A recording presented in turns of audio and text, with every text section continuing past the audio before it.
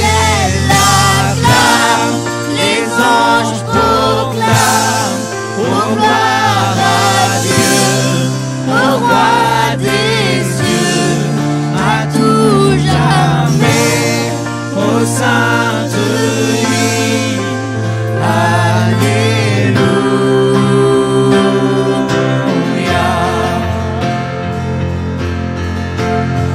Le ciel l'acclame, les anges proclament, ô gloire à Dieu, au roi des cieux, à tout jamais, ô sainte nuit,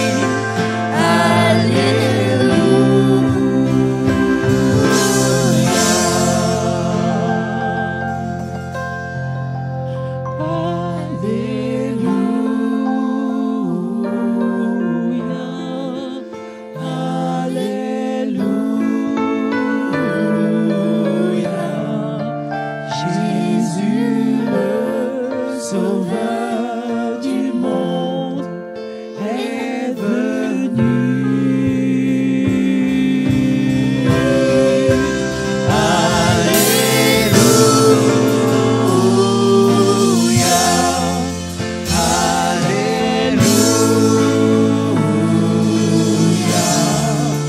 Au plus grand de tous les mondes, alléluia.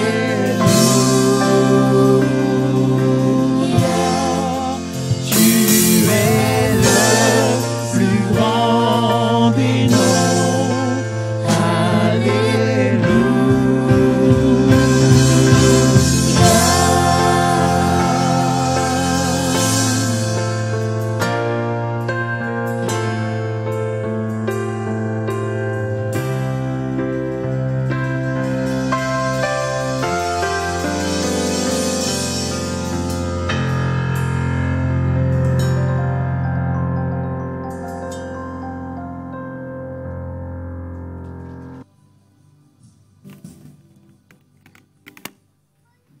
Excusez-moi.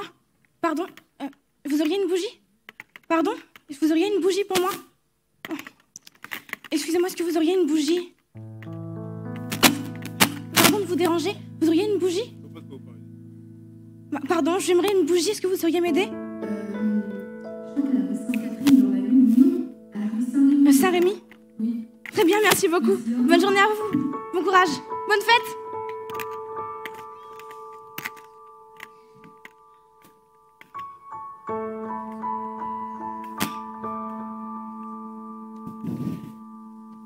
Bonsoir les filles. Oh, enfin, te voilà. La nuit est tombée, tu n'étais toujours pas venue. Je suis vraiment désolée. J'ai passé toute la journée à chercher une bougie. Tu l'as trouvée? Non, toujours pas. Je rentre bredouille encore une fois. J'ai marché toute la rue Saint-Rémy, mais personne n'en avait. Il y en a même qui ne savaient même pas de quoi je parlais. Ouais. Une gentille dame m'a bien indiqué la rue Saint-Rémy, mais là non plus, il n'y en avait pas. Et tu sais, quand tu es partie, la dernière bougie s'est éteinte. Regarde. Oh non! On ne peut pas rester sans bougie. Papa et maman nous ont toujours dit qu'il fallait rester avec une bougie allumée. Comment on va faire? Oui, mais je ne sais plus comment ils faisaient pour les allumer. C'est sans espoir. Non, mais c'était pas grave. Il nous faut une bougie, il nous faut de la lumière. J'irai rechercher demain. On finira bien par trouver. Oui, je vous le promets. Mais bon, pour le moment, c'est l'heure d'aller se coucher. Bonne nuit, les filles. Merci.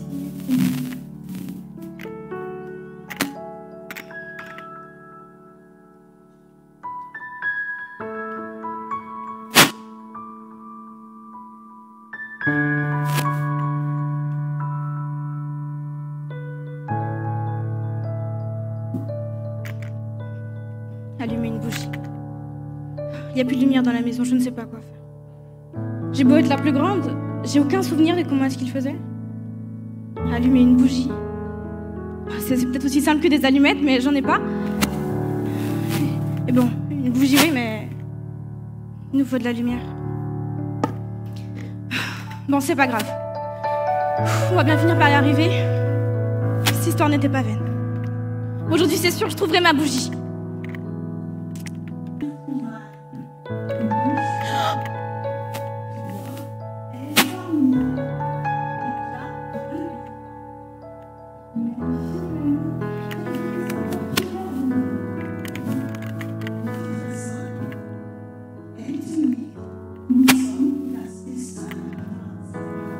Bon, je suis navrée de vous déranger. Je vous ai entendu parler d'une bougie. Ça fait longtemps que j'en cherche une et je me suis dit que vous pourriez m'aider alors.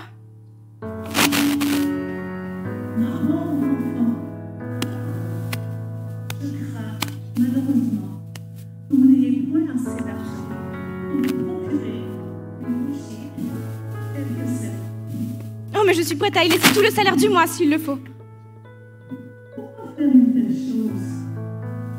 Vous voudriez payer une bougie alors que vous pourriez garder votre salaire pour vous nourrir? Eh bien, en fait, toutes celles que j'ai chez moi sont éteintes et j'en ai besoin de nouvelles pour les rallumer. Éteintes? Parce que vous les allumez? Ben, bien sûr. Que faire d'autre avec une bougie? Diantre, nous ne vendons jamais ça à la bougie. Attendez, mais vous avez des bougies que vous n'avez jamais allumées? Grand jamais, cela n'arrive pas. Mais la lumière d'une bougie est si douce, si pure, si chaleureuse. Nous n'avons pas besoin de bougies. Le prestige de la bougie nous suffit amplement. Comme c'est étonnant. Avoir des bougies et ne les avoir jamais allumées. Mais c'est l'utilité première d'une bougie. Ça fait de la lumière, c'est chaud, c'est utile. Mais bon, ce n'est pas grave. Je finirai bien par trouver quelqu'un. Ah, mais c'est Fernand l'allumeur. Ah, mais bien sûr! Tous les soirs, il allume les réverbères de la ville. Forcément qu'il s'y connaît en lumière. Et lui, au moins, il saura m'aider. Bonjour, monsieur Fernand. Oh, bonjour Lisa, je peux faire quelque chose pour toi? Ah oui, ça fait des jours et des jours que je cherche une bougie pour l'allumer, mais je n'en ai pas trouvé. Mais je me suis dit que toi, avec ton métier, c'est sûr que tu pourrais m'aider. Oui? Mais pourquoi est-ce que tu voudrais faire ça? Oh mais arrête, c'est important la lumière.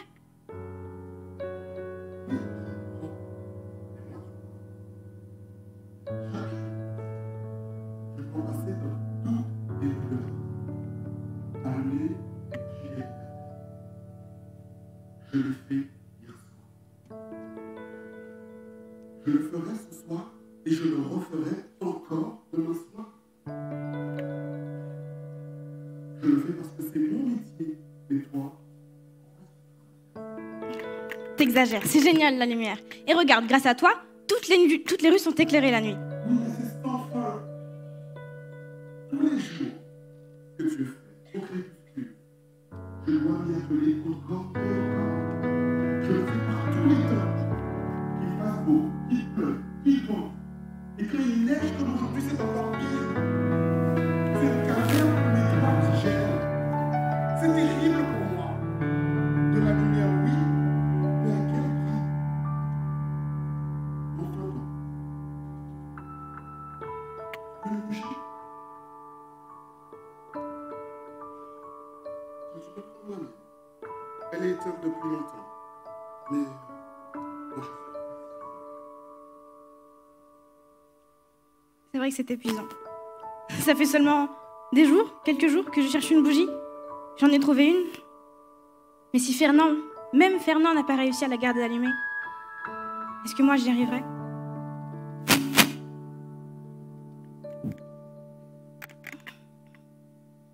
Bonjour Madame Adèle. Bonjour, ma petite.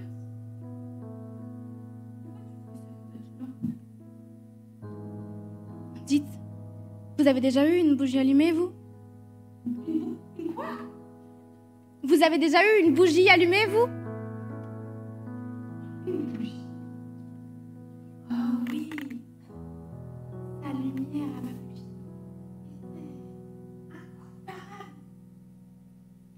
Mais c'est fini, ça, c'est l'histoire. C'est fini? Mais pourquoi c'est fini? Pourquoi? Eh bien, parce que.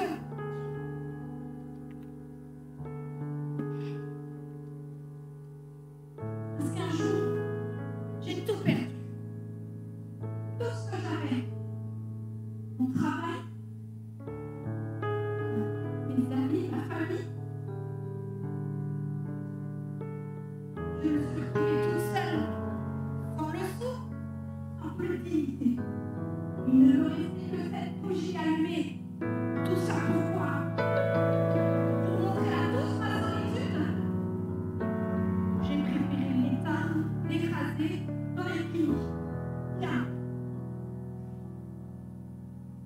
ce qu'il en reste de ma bougie.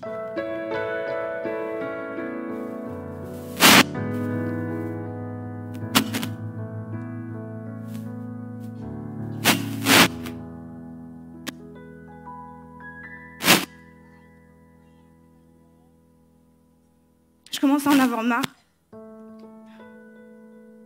Madame Adèle, elle avait une bougie. Elle avait une lumière qui donnait envie. Mais c'était trop douloureux. C'était une solitude incomparable, trop douloureuse, comparable à sa lumière. C'était vraiment vivant. Aïe! Oh, manquait plus que ça. J'ai une bougie, oui, mais elle est éteinte. Et en plus, j'ai cassé mon soulier. Était-ce du vent ce que papa et maman nous racontaient? Ou un conte pour nous rassurer? Oh, sûrement une légende. Bonjour Félix. Bonjour Lisa. Bonjour Lisa. Bonjour Lisa. Alors, qu'est-ce qui t'amène? J'ai mon soulier qui est cassé. Montre-moi ça.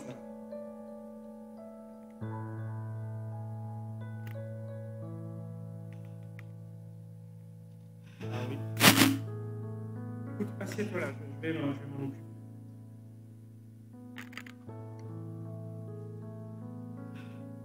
Moi, je ne veux pas te paraître indiscret, mais j'ai entendu parler quand tu rentrais.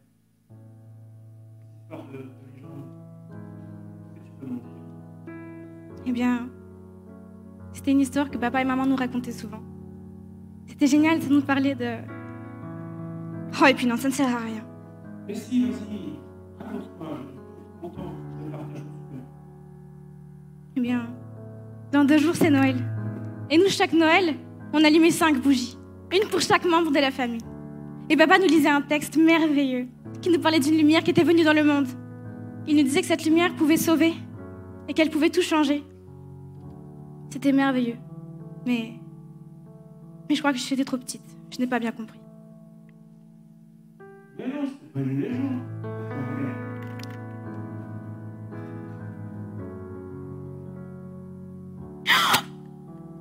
Mais tu as une bougie? Et elle est allumée? Combien est-ce que tu as payé? Combien est-ce que je dois donner? Quel effort je dois fournir pour en avoir une comme ça? J'ai besoin de lumière. Qu'est-ce que je dois donner pour en avoir une? Attends, mais ce que papa et maman disaient était vrai? C'est pas une légende. Si tu veux, et un peu de temps, je vais pouvoir te raconter l'histoire.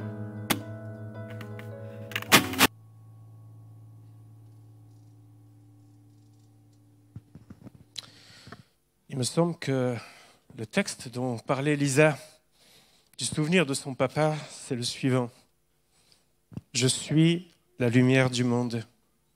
Celui qui me suit ne marchera pas dans les ténèbres, mais il aura la lumière de la vie. Ce texte nous parle d'une nécessité, la nécessité pour nous de recevoir la lumière. Et l'un des exemples qu'on peut donner de l'histoire que tout le monde connaît, c'est l'histoire des bateaux. Vous savez qu'il y a eu de nombreux naufrages faute de lumière. Et ce que redoutaient le plus les marins, les capitaines, ce n'était pas simplement la pleine mer, mais c'était parfois, après un long voyage, l'arrivée sur les côtes. Parce que lorsqu'ils arrivaient de nuit, ils savaient qu'ils pouvaient échouer, faute de voir correctement leur chemin, faute de voir correctement ce qu'il peut y avoir, des rochers, des récifs, et s'échouer à quelques centaines de mètres parfois du port. L'importance des phares a été de pouvoir guider, et chaque fois que les marins, bien sûr, après un long voyage, voyaient le phare, pour eux, c'était synonyme de ligne d'arrivée, c'était synonyme de terre ferme, c'était synonyme, enfin, de pouvoir arriver. Le monde est semblable à ces bougies qui ont été éteintes, séparées de Dieu, éloignées en fait de Dieu. Et quand Jésus a dit « Je suis la lumière », il signifie par là qu'il peut devenir pour nous notre guide. J'aimerais vous raconter le témoignage d'un garçon qui s'appelle José, qui vit en région parisienne. Et c'est un garçon qui, lorsqu'il est né, sa maman ne souhaitait pas le garder. Elle ne souhaitait pas l'élever parce qu'elle avait déjà un enfant, que le papa était loin. Et le papa a fait des promesses. Il disait « Mais non, garde-le, je vais revenir, etc. » Enfin bref, et puis 20 ans plus tard, la maman l'attend toujours. Mais malgré tout, elle a choisi de le garder. Ils ont vécu dans un studio à 3 personnes, lui et son grand frère et sa maman, pendant des années, un petit peu dans la difficulté. Et bien qu'ils avaient une certaine connaissance de Dieu, on va dire religieuse de Dieu, ils n'avaient pas de contact personnel. La relation avec son grand frère s'est énormément dégradée, beaucoup de violence entre eux, si bien qu'un jour, ado, il s'est retrouvé à l'hôpital bien amoché. Alors lorsqu'il a grandi, lorsqu'il a eu 18 ans, il a voulu prendre sa vie en main et il s'est dit « Je vais faire une chose, je vais m'inscrire à un cours d'art martial et un jour, je vais me venger. Un jour, lorsqu'il me provoquera, je répondrai. » Et donc, il a été très assidu à ce cours. Et pendant qu'il allait à ce cours et qu'il apprenait différentes techniques de combat, lorsque, une fois, il est rentré dans les transports de la banlieue parisienne, une personne lui a parlé de Jésus. C'était une jeune fille. Et pour être honnête, ce jour-là, il s'intéressait plus à la jeune fille qu'au message qu'elle lui disait. Néanmoins, il a quand même retenu 2-3 choses. Elle lui demandait s'il avait une relation personnelle avec Jésus. Il dit, oui, je connais. Mais la réalité, c'est qu'il était vide, c'est qu'il était éteint dans le cœur. Quelque temps plus tard, il croise des enfants et des jeunes adolescents qui eux-mêmes allaient dans cette même église dont lui parlait cette jeune fille. Si bien qu'un jour, il s'est décidé à dire, j'y vais, je vais y aller au moins une fois. Je veux voir, puisque ça fait 2 fois qu'on m'en parle, je veux voir ce dont on me parlait. Et lorsqu'il arrive, il entend un chant, et alors que la réunion était déjà commencée, il entend un chant qui dit ceci, c'est ton amour qui nous libère.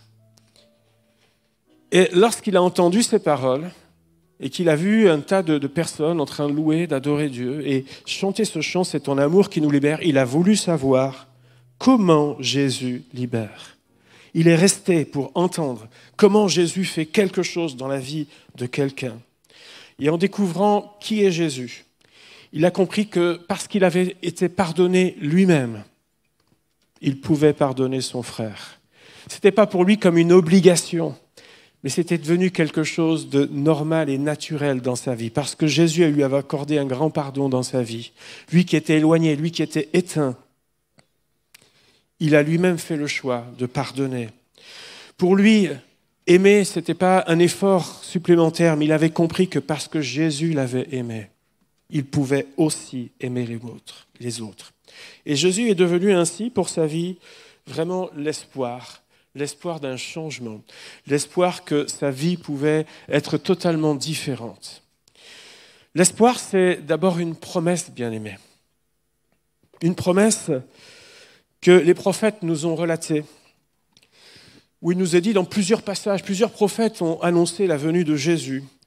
L'un d'entre eux, qui s'appelle Ésaïe, a dit « Le Seigneur lui-même vous donnera un signe. Voici la jeune fille deviendra enceinte.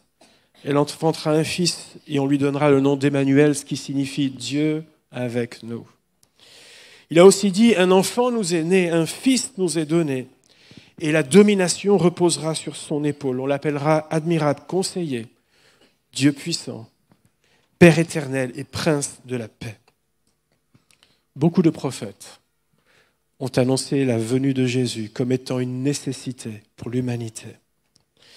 Mais l'espoir, c'est pas simplement une promesse. Des promesses, vous comme moi, on en entend souvent. Certaines sont tenues et d'autres ne le sont pas. Si bien qu'on devient un peu méfiant avec le temps, lorsque les gens nous promettent quelque chose. Mais l'espoir n'a pas été simplement une promesse que Dieu a faite, mais il a tenu sa promesse parce que Jésus, effectivement, est né. La venue de Jésus sur la terre. Elle a donné beaucoup de joie, notamment aux bergers. Les anges ont dit au berger, l'ange a dit au berger, ne craignez pas car je vous annonce une bonne nouvelle qui sera pour tout le peuple le sujet d'une grande joie. C'est aujourd'hui, dans la ville de David, il vous est né un sauveur qui est le Christ, le Seigneur, un sauveur. Les mages ont été aussi guidés pour adorer Jésus. Quelques jours plus tard, un homme comme Siméon a reçu Jésus dans ses bras lorsqu'il a été présenté. Et il a dit, mais mes yeux ont vu ton salut lorsqu'il a vu ce tout petit bébé. Salut que tu as préparé devant tous les peuples. Et puis il a dit, lumière pour éclairer les nations et gloire d'Israël, ton peuple. L'espoir, c'est ensuite, s'il est venu, dans la personne de Jésus, la promesse a été tenue, il s'est aussi concrétisé dans la vie de Jésus. Le message que Jésus annonçait de ville en ville, de village en village, était un message qui rallumait la foi de ses contemporains. Les gens, un peu comme José, le témoignage de José tout à l'heure, les gens avaient une connaissance de Dieu. Ils connaissaient des détails de l'histoire concernant Dieu, mais leur propre vie, leur propre foi était éteinte. Et lorsque Jésus passait et que les gens recevaient son message, quelque chose en eux se rallumait dans la foi. Ils croyaient dans la venue de ce Fils. Ils croyaient dans ce Messie promis. Ils voyaient même tout ce qui accompagnait Jésus. Jésus qui faisait du bien, Jésus qui pardonnait, Jésus qui prenait parfois des positions radicales. Mais Jésus aussi qui guérissait les malades. Jésus qui renvoyait libres les gens qui étaient opprimés. La venue de Jésus s'est aussi concrétisée lorsqu'il a donné sa vie à la croix pour nous. Il ne l'a pas fait pour lui-même, il n'en avait pas besoin, mais il l'a fait pour nous, pour l'humanité. Elle s'est concrétisée aussi parce que Jésus n'est pas simplement mort en martyr, on pourrait dire, mais parce qu'il est aussi ressuscité. Vous savez, dans la Bible, il est question à certains moments de certaines résurrections. Mais tous ces gens-là, même s'ils ont connu quelques mois, quelques années, pour certains quelques dizaines d'années supplémentaires, il y a quelques cas comme ça, ben ils sont tous à nouveau décédés. Mais Jésus est ressuscité. Et il est toujours vivant. Toujours. L'espoir est aussi pour ceux qui, maintenant, font le choix de suivre ce Sauveur. Je suis la lumière du monde, a dit Jésus. Celui qui me suit ne marchera pas dans les ténèbres, mais il aura la lumière de la vie. Voyez-vous, la bougie, c'est pas tellement dans le salon qu'il faut la voir. C'est pas tellement dans le lampadaire le soir, dans la ville, qu'il faut la voir, même si ça peut nous rendre service. Mais la réalité, c'est que cette lumière, c'est dans le cœur qu'il faut la voir. Et la seule façon qu'elle soit allumée, c'est de recevoir Jésus dans sa vie. Jésus a dit, car Dieu a tant aimé le monde qu'il a donné son Fils unique, afin que quiconque croit en lui ait la vie éternelle. C'est-à-dire un changement radical. Nous étions séparés de Dieu, éteints, et au travers de lui, qui est la lumière du monde, notre foi se rallume. Et nous faisons maintenant chemin avec lui, jusque dans l'éternité. Bien-aimé, c'est aujourd'hui. Tu peux avoir cette possibilité de dire que ce n'est pas simplement la période d'une belle histoire, ce n'est pas la période où on se rappelle que petit Jésus est né dans la crèche, mais c'est l'occasion pour toi de recevoir celui qui est la lumière du monde, de recevoir dans ta propre vie celui qui peut tout changer, celui qui a changé la vie de José, celui qui a changé la vie de milliers et de millions de personnes dans l'histoire à travers le monde, et celui qui veut venir à ta rencontre personnellement, et celui qui veut partager sa vie avec toi. La question sur laquelle tu dois répondre aujourd'hui, c'est est-ce que la lumière de la foi est vraiment allumée dans ma vie? Et si elle ne l'est pas, tu n'as qu'un pas à faire. De recevoir Jésus tout simplement. Et de lui dire, viens dans ma vie, tel que je suis. Quelle que soit ma vie, quelles que soient mes circonstances, quel que soit mon passé, quel que soit ce que je peux me reprocher, quel que soit ce qu'on peut me reprocher, quel que soit peut-être les ratés de votre histoire. Le restant de ta vie peut être une réussite si tu le fais avec Jésus. Il viendra te chercher et tu partageras l'éternité avec lui. C'est une histoire qui commence ici-bas et qui se terminera dans l'éternité avec le Sauveur du monde. Sa venue, c'est une bénédiction pour nous. Sa venue, ce n'est pas juste une date dans l'histoire, c'est un changement profond pour l'humanité. La possibilité d'être réconcilié avec Dieu, c'est cette possibilité-là qu'il te donne ce matin. Saisis-la tout simplement. Alléluia.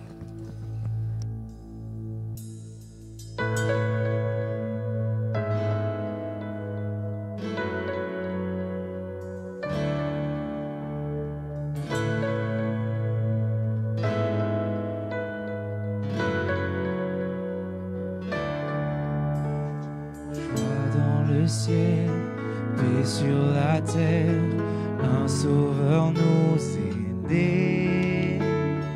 Dans une crèche à Bethléem, un fils nous est donné.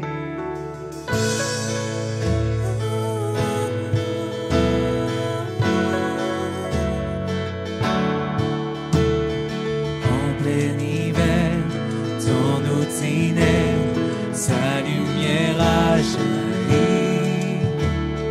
Glorieux mystère, Dieu s'est fait chair pour nous donner la vie.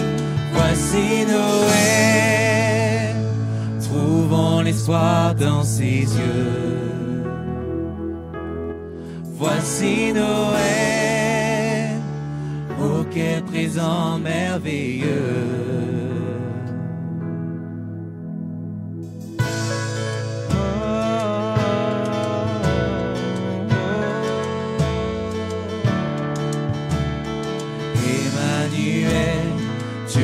Avec nous, sa promesse est certaine.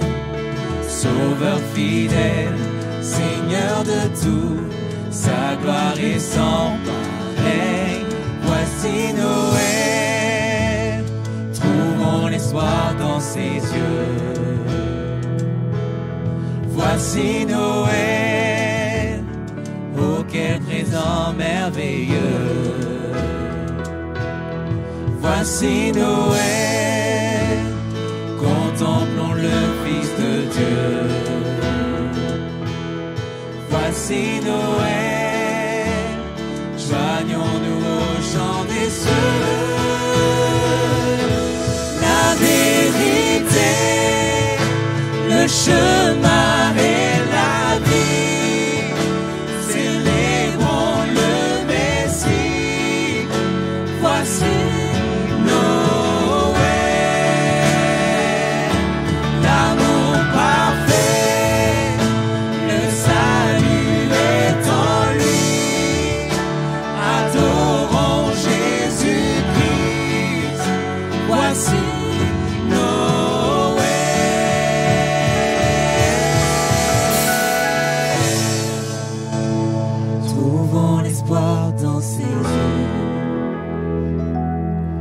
Voici Noël, oh quel présent merveilleux.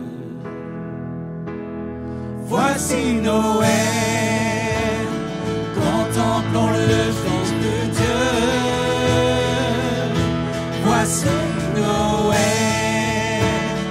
joignons-nous au chant des cieux. La vérité, le chemin et la vie, célébrons le Messie. Voici Noël, l'amour parfait, le salut est en lui. Adorons Jésus-Christ.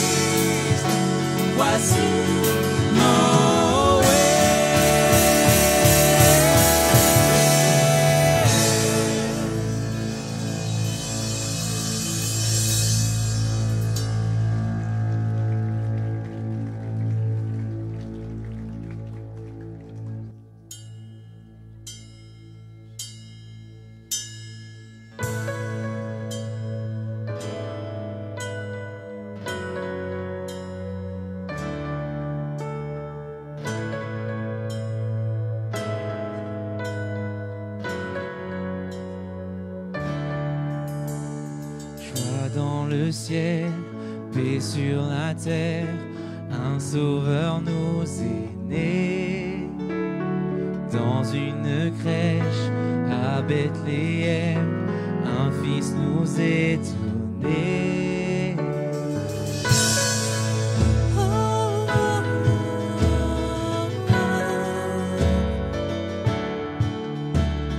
En plein hiver, dans nos ténèbres, sa lumière a jailli. Glorieux mystère, Dieu s'est fait chair pour nous donner la vie. Voici Noël, trouvons l'espoir dans ses yeux. Voici Noël, oh quel présent merveilleux.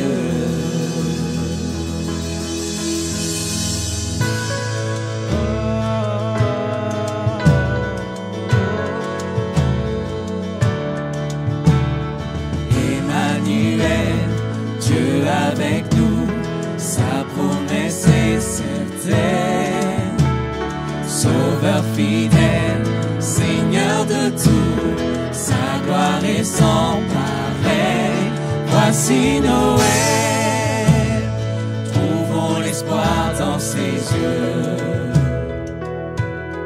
Voici Noël, oh quel présent merveilleux. Voici Noël, contemplons le Fils de Dieu.